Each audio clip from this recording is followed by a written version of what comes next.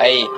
Diz que Portugal descobriu o Brasil, então quem descobriu Portugal? Os índios eram nativos dessa terra deslumbrante. Aqui não tem girafa, leão ou elefante. Aqui predomina o clima tropical. Meu Brasil é rico de beleza natural, vegetal, animal, de todo o ser vivo. Eu desejo a paz para todos os indivíduos. É porque aqui todos têm o seu valor. Não importa a sua raça ou a sua cor, preto, branco, amarelo ou pardo, o que importa é ver o sorriso das crianças brincando lado a lado. E eu luto por essa geração, é por isso que eu faço meu rap, a minha motivação. E de um futuro mais próximo, que não tenha raiva, que não haja ódio na mente de muitos que andam por aí sem se importar, só querem se divertir. E os porcos aqui, que vêm pra divertir o nosso adolescente, que olha pra trás e viu que não conseguiu ser um bom rapaz.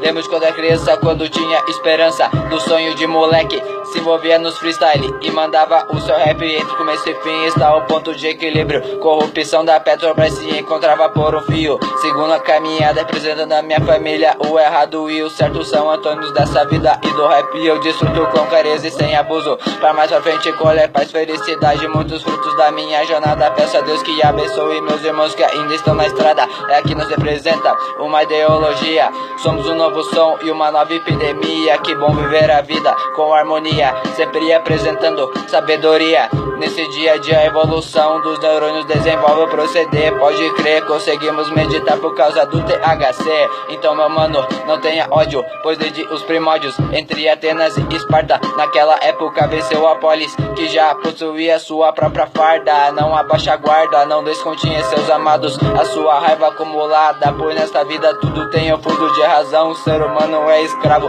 da sua própria evolução. Pode crer, eu vejo as coisas com clareza. É feio ver o ser humano desmatando a natureza. Muitos deles são corruptos, mas são eles que perdem a sua maior riqueza.